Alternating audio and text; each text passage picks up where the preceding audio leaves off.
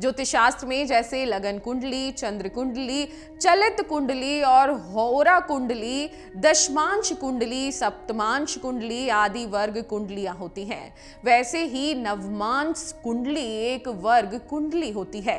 आपको बता दें कि कुंडली विश्लेषण में नवमांश का बहुत महत्व होता है। नवमांश कुंडली का विश्लेषण किए बिना आप कभी भी सही फलित नहीं कर सकते हैं।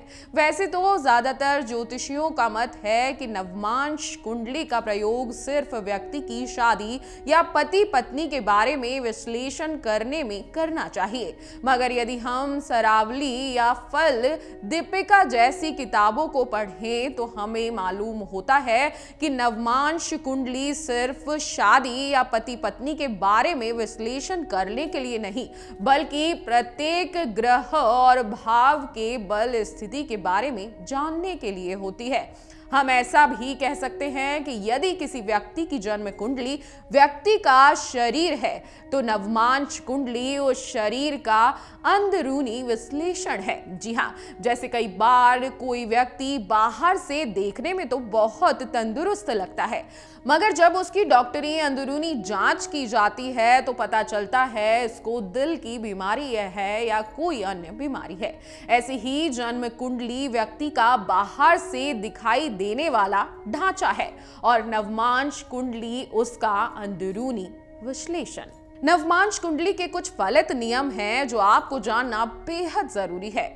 वर्गोत्तम लग्न होना शुभ होता है, यानी कि आपकी लग्न कुंडली के पहले भाव में जो राशि है, अगर वही राशि आपकी नवमांश कुंडली के पहले भाव में है तो यह वर्गोत्तम लग्न कहलाता है। ऐसा जातक मन से और शरीर से बेहद बलवान होता है।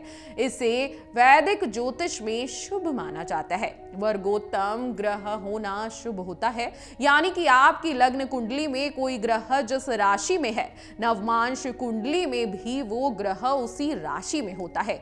जैसे कि आपकी लग्न कुंडली में अगर गुरु मिथुन राशि में है और वही गुरु अगर नवमांश कुंडली में भी मिथुन राशि में हो तो वर्गोत्तम हुआ है। ऐसे में अब गुरु अपने कारक का शुभ फल करने में सक्षम होगा, यानी कि जातक के पुत्र भी होंगे और वो विद्वान भी होगा। अगर जन्म कुंडली में कोई ग्रह नीच राशि में विराजमान है लेकिन नवमांश कुंडली में अगर वो उच्च का हो जाता है तो ऐसा ग्रह फिर अपने अशुभ प्रभाव में कमी कर देता है। उसी प्रकार कोई ग्रह लग्न कुंडली में अगर उच्च का है लेकिन अब नवमांश कुंडली में अपनी नीच राशि में चला जाए तो वो शुभ फल में कमी कर देता है। अगर जातक की नवमांश कुंडली का लग्न और लग्नेश बलवान है और नवम दशम भाव में अगर कोई राजयोग बन रहा है तो जाहिर सी बात है कि व्यक्ति इन राजयोगों को फल भोगने में